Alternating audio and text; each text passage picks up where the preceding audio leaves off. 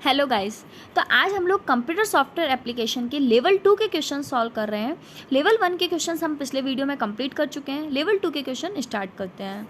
Level 2 में first question है function of PHP interpreter. PHP interpreter का क्या फंक्शन होता है? तो देखो, इंटरप्रेटर का काम क्या होता है, जो हमारी हाई लेवल लैंग्वेज होती है उसको मशीन लेवल लैंग्वेज में कन्वर्ट करने का काम होता है। पीएचपी इंटरप्रेटर का यूज करता है। इंटरप्रेटर क्या करता है, जो हमारा पूरा कोड होता है उस एक लाइन को कन्वर्ट करेगा, उसमें कोई एरर होगी तो शो करेगा, फिर अगली लाइन को, इस तरह लाइन बाय लाइन कन्वर्ट करने का काम करता है। तो ये किसको करता है, किसको प्रोसेस करेगा? पीएचपी की फाइल्स को और एचटीएमएल की फाइल्स को, क्योंकि हमें पता है पीएचपी का भी कोड हम एचटीएमएल फाइल्स में ही लिखते हैं। तो ये प्रोसेस करता है पीएचपी और एचटीएमएल फाइल्स को। इसका काम होता है कि प्रोसेस पीएचपी और एचटीएमएल फाइल्स को प्रोसेस करने का काम होता है। तो इसका थर्ड ऑप्शन सही हो जाएगा। नेक्स्ट क्वेश्चन है हार्डवेयर और software design to guard against unauthorized access to a computer network. अगर हम लोग एक ऐसा सॉफ्टवेयर डिज़ाइन कर रहे हैं जो अगेंस्ट अनऑथोराइज्ड एक्सेस करना है, मतलब हम लोग नहीं चाहते कि जो हमारे कंप्यूटर में ये एक्सेस ले, हमारे कंप्यूटर को ये एक्सेस करे, तो कंप्यूटर नेटवर्क में हम इसका यूज करते हैं। तो उनको क्या बोलते हैं, जो हार्डवेयर सॉफ्टवेयर का कॉम्बिनेशन होता है उसको बोला जाता है फायरवॉल। फायरवॉल का काम क्या होता है, जैसे आप लोगों ने देखा होगा स्कूल या कॉलेज के अंदर मूवी की साइट जो होती है, जहाँ से मूवी डाउनलोड की जाती है, उस पर बैन लगा दिया जाता है। तो ऐसी साइट्स को रोकने के लिए या फिर किसी पॉर्न मूवीज वगैरह की साइट को रोकने के लिए जो यूज किया जाता है वो कहलाते हैं फायरवॉल। नेक्स्ट क्वेश्चन है डायनामिक वेब पेज क्या होते हैं? तो देखो, जो हमारे वेब पेजेस होते हैं, इंटरनेट पे जो वेब पेज दिखाए जाते हैं वो दो प्रकार के होते हैं। एक होता है स्टैटिक, जिसका क्या होता है जैसे बने हैं ना वैसे ही दिखाई देंगे, उनमें कोई चेंजेस नहीं दिखाई देगा। और एक होते हैं डायनामिक वेब पेज, जो टाइम पे चेंज होते रहते हैं या यूजर की रिक्वायरमेंट के अंदर यूज करने के अकॉर्डिंग चेंज होते रहते हैं।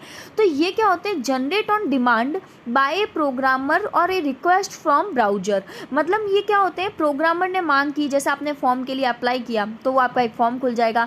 आपने उसकी किसी और पेज पे किसी फोटो पे क्लिक कर रहे हो, आप उसकी गैलरी में देखना चाहते हो या कुछ उससे रिक्वेस्ट कर रहे हो, तो अकॉर्डिंग टू रिक्वेस्ट जो आपके चेंज होते हैं या डिमांड पे आपको जो पेजेस देते हैं वो क्या कहलाते हैं, डायनामिक वेब पेज कहलाते हैं। तो इसका सही आंसर हो जाएगा सेकेंड।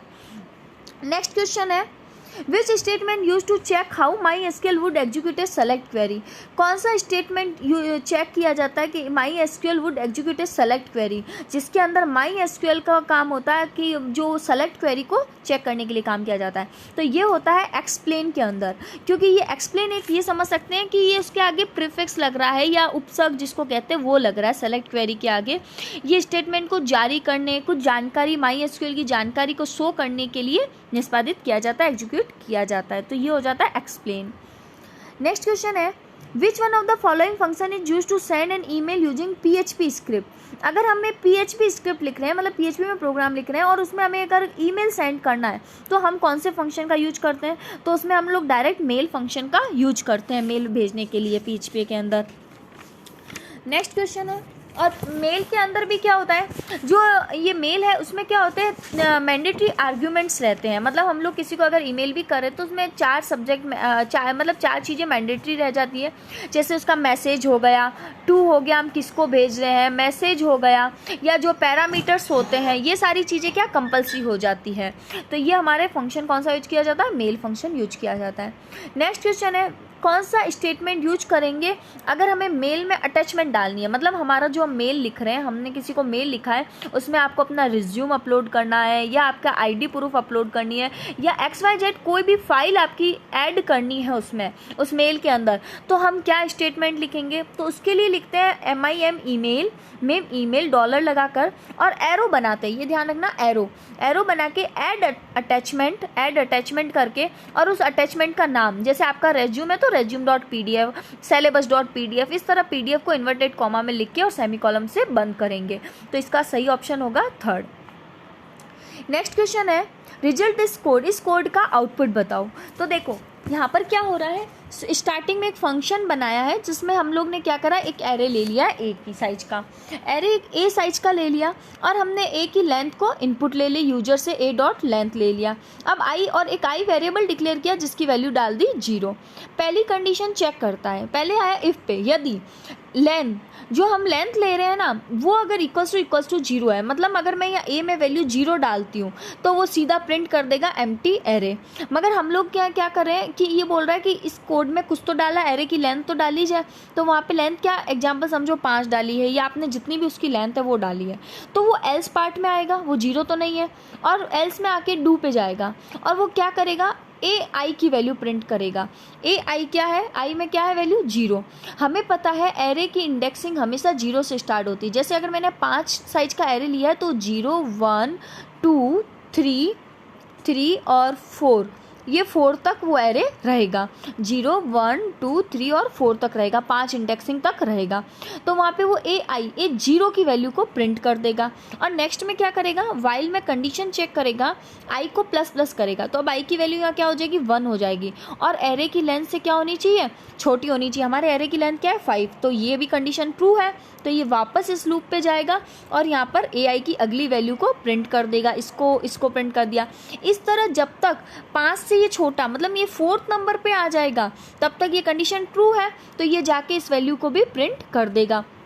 उसके बाद में जैसे ही 5 होगा तो ये कंडीशन फॉल्स हो जाएगी, तो ये लूप से बाहर चला जाएगा। तो इसके लिए हम लोग इसमें क्या करेंगे, प्रिंट द नंबर, तो इसमें क्या करेगा, नंबर प्रिंट करेंगे एरे का एक ऑर्डर के अंदर, print the number in the array in the order, एक ऑर्डर के अंदर ये सारे एरे के नंबर्स को प्रिंट करेगा। तो इसका सही आंसर हो जाएगा फर्स्ट ऑप्शन।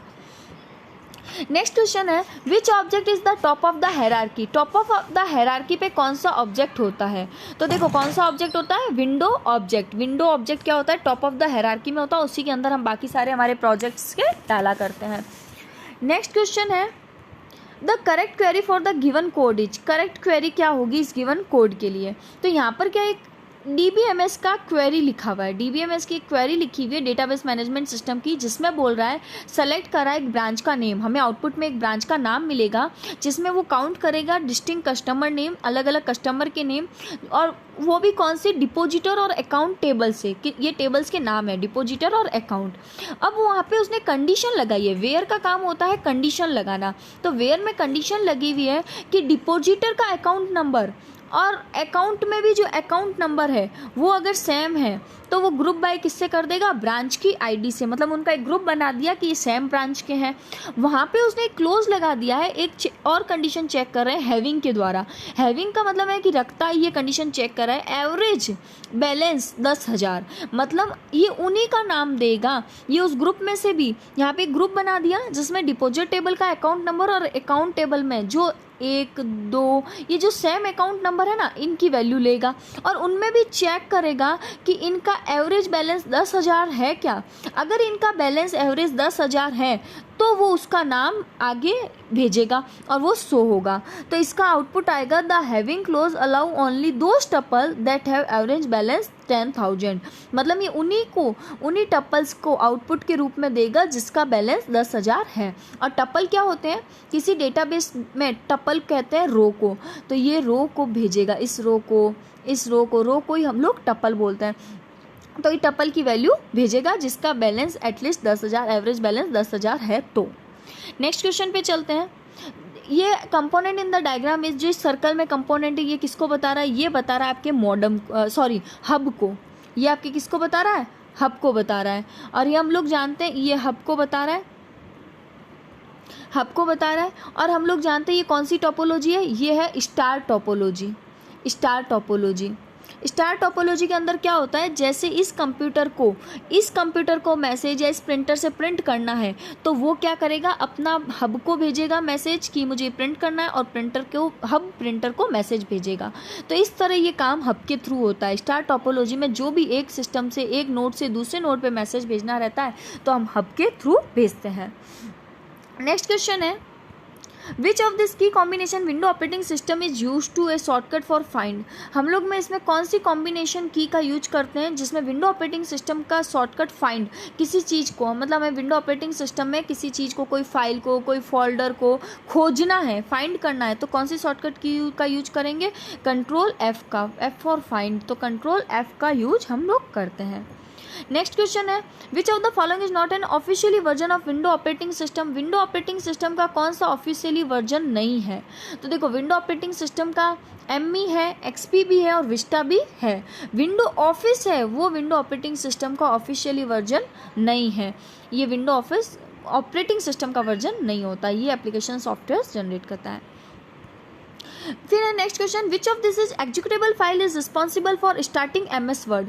MS वर्ड को स्टार्ट करने के लिए कौन सी एग्जीक्यूटेबल फाइल रिस्पॉन्सिबल होती है। मतलब हम लोग कई बार कमांड प्रॉम्प्ट में जाकर भी सीधा फाइल्स को खोलते हैं, तो जितनी भी एप्लीकेशंस बनी हुई रहती है, जितने भी हमारे पास एप्लीकेशन सॉफ्टवेयर रहते हैं, उनकी एक एग्जीक्यूटेबल फाइल हमारे सिस्टम में डाल दी जाती है जिससे डायरेक्ट हमारा इंटरफेस खुल जाता है। तो वो कौन सी होती है, वो होती है winword.exe। winword.exe के द्वारा हम लोग डायरेक्ट अपनी वर्ड फाइल्स को खोल सकते हैं। नेक्स्ट क्वेश्चन है which of this shortcut in window 7 operating system is use to display the address bar list in the window explorer. मतलब हम विंडो 7 ऑपरेटिंग सिस्टम में किसका यूज करेंगे, एड्रेस बार में लिस्ट को, विंडो एक्सप्लोरर के अंदर लिस्ट को शो करने के लिए। तो किसका यूज करते हैं हम लोग, यहाँ पर जो एड्रेस बार है उसके अंदर हमें शो करना है, तो हम लोग किसका करते हैं, F4 का हम लोग यूज करते हैं। विंडो बार में, एक्सप्लोर बार में कुछ सर्च करना है या कुछ भी शो करना है तो। नेक्स्ट क्वेश्चन है which function is MS Excel is use to join two string. दो स्ट्रिंग को जोड़ने के लिए MS Excel में किसका यूज किया जाता है, तो कॉन्केट फंक्शन का यूज किया जाता है। ये कॉन्केट फंक्शन का काम होता है दो स्ट्रिंग को जोड़ना, तो ये कॉन्केट स्ट्रिंग को जोड़ेगा। ज्वाइन है वो टेबल्स को जोड़ने के लिए काम आता है, कॉन्केट स्ट्रिंग को जोड़ने के लिए। नेक्स्ट क्वेश्चन है which of the following is an output device. इसमें से कौन सी आउटपुट डिवाइस है, तो देखो स्पीकर हमारे मोबाइल में भी लगे रहते हैं, तो उससे गाने या आवाज़ या फ़ोन पे बात करते हैं तो हमारी आवाज़ बाहर जाती है। माउस अंदर डालने के लिए, कोई इंस्ट्रक्शन देने के लिए, किसी चीज़ को बंद करते हैं तो ये सब इंस्ट्रक्शन देने के लिए होता है। वेबकैम आपका फ़ोटो कैप्चर करके कंप्यूटर में डाल देता है, तो ये भी इनपुट डिवाइस हो गई।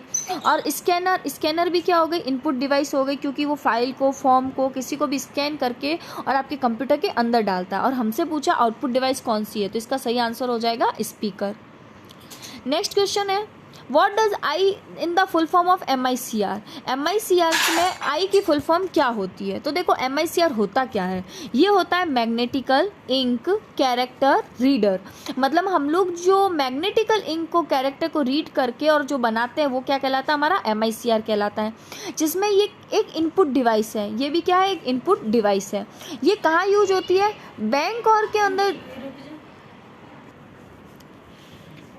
तो ये बैंक और में यूज लिया जाता है। जिसके क्या होता है, चेक के ऊपर आपने देखा होगा यहाँ ब्लैक सी लाइनिंग रहती है, छोटी बड़ी सी वर्गाकार आकृति में, तो इससे आपकी पूरी अकाउंट की डिटेल उसमें स्टोर रहती है। जब उस चेक को स्कैन किया जाता है तो आपके अकाउंट की डिटेल चली जाती है, इसी को MICR टेक्निक से रीड किया जाता है। तो आई का मतलब होता है ink, magnetic ink character reader. Next question है if a word document have been marked as a final. किसी डॉक्यूमेंट को आपने फाइनल मार्क कर दिया है, then which of this operation can still be performed on the document. तो अब आप कौन सा ऑपरेशन परफॉर्म कर सकते हो डॉक्यूमेंट पे, टाइपिंग, एडिटिंग, प्रूफिंग, नहीं। जब आपने उसको फाइनल मार्क कर दिया तब कोई ऑपरेशन कैसे परफॉर्म करोगे, तो इसका आंसर हो जाएगा none of these. Next question है which of this email feature is used when we do not want one or more of the recipient to know that someone else was copied on the message.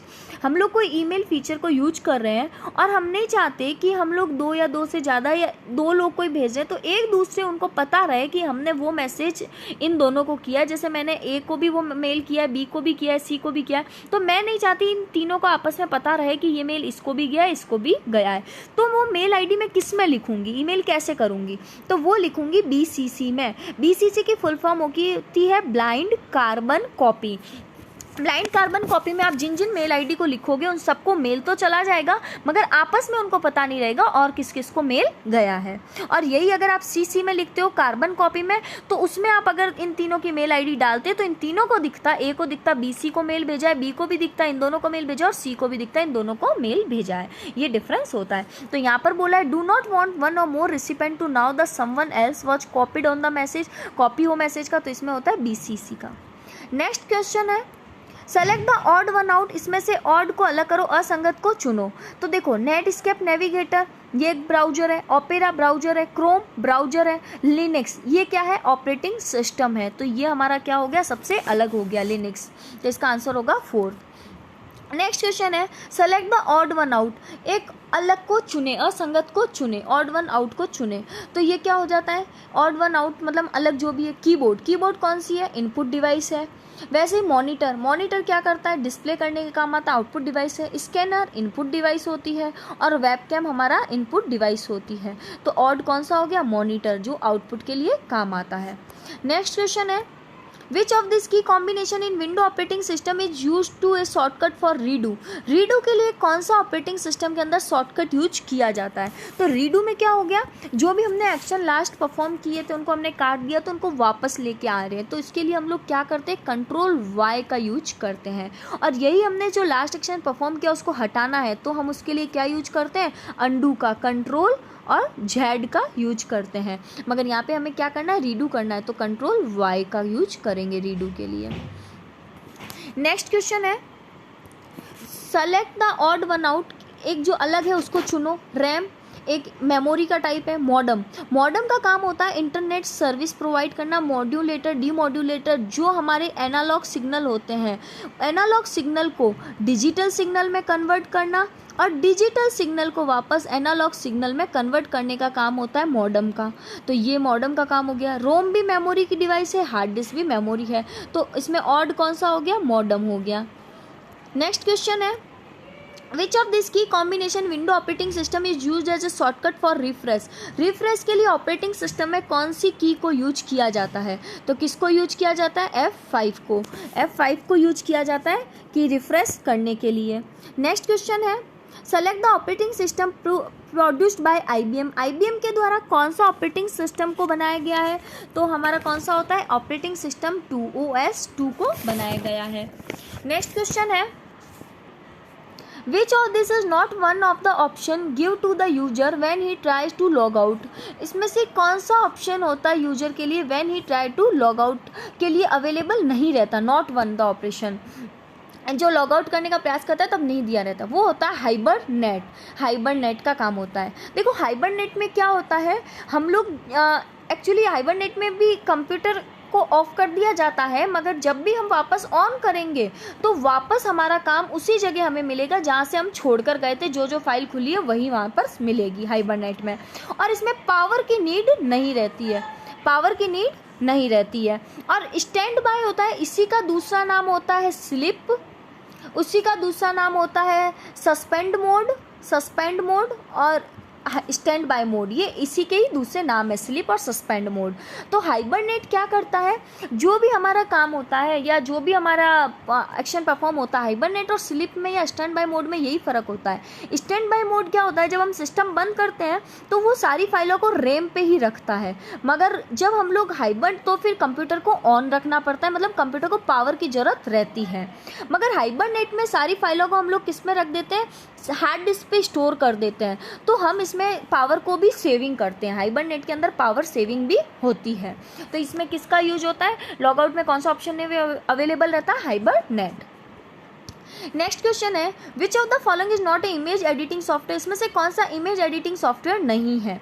Coral draw image के काम आता है, Photoshop भी काम आता है, GIMP GIMP भी काम आता है। विनजिप होता है वो फोटो एडिटिंग के लिए काम नहीं आता, ये फाइलों को कंप्रेस करने के लिए, मेल पे ज़्यादा फाइलें भेजनी है तो आप जिप फाइल बनाकर भेज सकते हो, कम नेट की रिक्वायरमेंट के लिए, तो कंप्रेस के लिए काम आता है।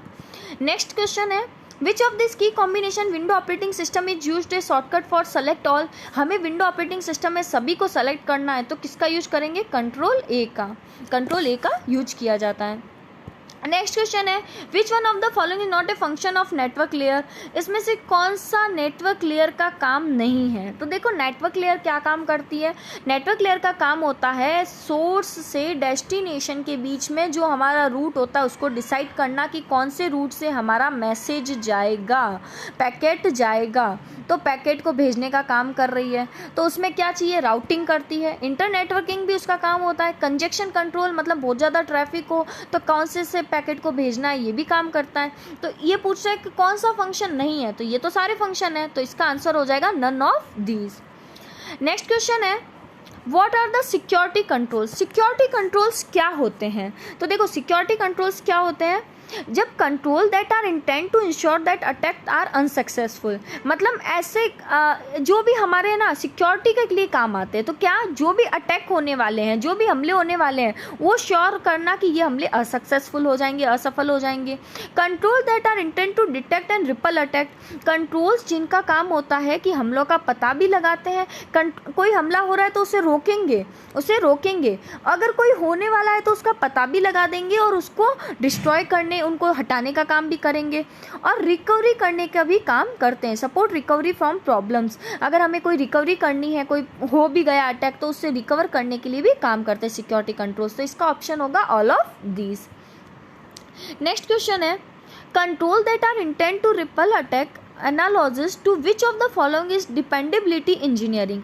तो अगर हमारा क्या बोल रहा है ये कि अगर हमें कोई इंटेंट टू रिपल अटैक, ऐसा कंट्रोल जिसका उद्देश्य हमलों को टालना और डिपेंडली इंजीनियरिंग में किसके अनुरूप होते हैं, मतलब जो हमले हो रहे हैं उनको रोकना या उनको टालने का काम कर रहे हैं, तो ये किसके अंतर्गत होते हैं, तो ये होते हैं फॉल्ट टॉलरेंस के अकॉर्डिंग। फॉल्ट टॉलरेंस का मतलब होता है सहनशीलता। वो क्या करता है कि अगर एक्चुअली फॉल्ट टॉलरेंस में होता क्या है, हम अगर कोई सर्वर का यूज कर रहे हैं ना, कोई एप्लीकेशन का यूज कर रहे हैं, तो यूजर क्या करता है, मान लो ए सर्वर का यूज कर रहा है, ये बहुत एक सर्वर का यूज कर रहा है, अब जितना काम ए में होगा ना, किसी दूसरे सर्वर पे भी उतना ही काम कॉपी होता जाएगा।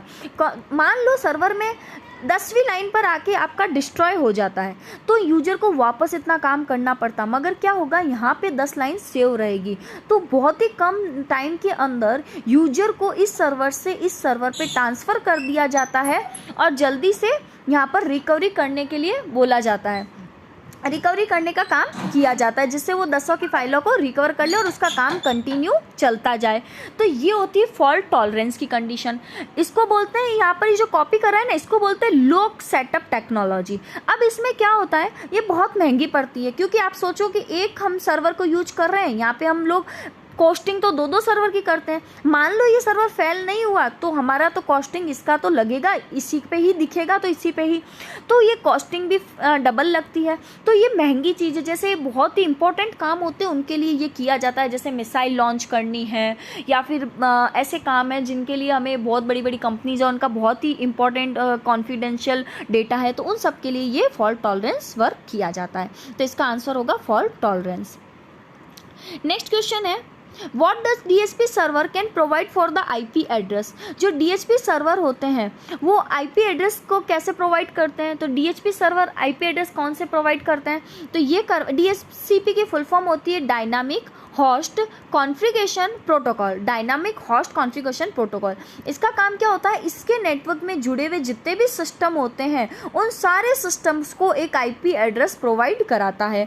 तो ये डायनामिक एलोकेशन भी करता है, ऑटोमिक एलोकेशन भी करता है और स्टैटिक एलोकेशन भी करता है। तो ये सारे ऑल ऑफ दीज मतलब सारे एलोकेशंस प्रोवाइड कराता है। नेक्स्ट क्वेश्चन है in the handshake protocol action which is the last step of the phase 2 server authentication and की एक्सचेंज। जो हैंडशेक प्रोटोकॉल काम ले रहे हैं हम लोग, इस हैंडशेक प्रोटोकॉल के अंदर जो हम लोग लास्ट स्टेप कर रहे हैं फेज 2 के अंदर, ये फेज 1 में रिक्वेस्ट भेजी, उसको वापस उसने ऑथेंटिकेशन भेजा, एक्नॉलेजमेंट भेजा, फिर उसने मैसेज भेजा, तो ये जो फेज 2 के अंदर की एक्सचेंज कर रहे हैं, तो इस की एक्सचेंज का आखिरी चरण कौन सा होगा, तो आखिरी चरण कौन सा होगा, सर्वर को डन कर देंगे कि हाँ भाई हमारा मैसेज सेंड हो चुका है, कनेक्शन क्रिएट हो चुका है। नेक्स्ट क्वेश्चन है which is the key exchange algorithm use in cipher suite program. Cipher suite program क्या होता है, मैंने आपको पिछली वीडियो में बहुत अच्छे से बताया था कि जब सेंडर रिसीवर को मैसेज भेजता है तो कोई रास्ते में मैसेज को हैक ना कर ले, कोई अटैक ना कर ले, उसके लिए उसे क्या किया जाता है, मैसेज को इनकोड किया जाता है, सिफर टेक्स्ट में कन्वर्ट किया जाता है प्लेन मैसेज को। तो उसके लिए कोई ना कोई एल्गोरिथम यूज करेंगे कि कैसे हम इस मैसेज को, प्लेन टेक्स्ट को सिफर टेक्स्ट में कन्वर्ट करते हैं। तो उसके लिए आरसी एल्गोरिथम यूज करते हैं, फिक्स डिफन हेलमन एल्गोरिथम भी यूज करते हैं, एफईमर्मल डिफाइन एल्गोरिथम भी यूज की जाती है। तो ये सारी एल्गोरिथम यूज की जाती है अगर इसको हम लोग को सिफर टेक्स्ट में कन्वर्ट करने के लिए। तो इसका आंसर होगा any of the maintain. Next question है which one of the following is not higher layer SS protocol. इसमें से कौन सा हायर लेयर एसएस प्रोटोकॉल नहीं है। तो हायर लेयर एसएस प्रोटोकॉल कौन सा नहीं होता, अलार्म प्रोटोकॉल हायर लेयर पे काम नहीं करता। ये हायर लेयर एसएस प्रोटोकॉल जो है तो उस पर ये काम नहीं करता। अलर्ट काम करता है, हैंडशेक भी काम करता है और चेन सिफर प्रोटोकॉल भी काम करता है। तो गाइज इसके साथ में हमने लेवल 2 के 35 क्वेश्चंस कर दिए। नेक्स्ट क्वेश्चन नेक्स्ट वीडियो में करेंगे। Thank you.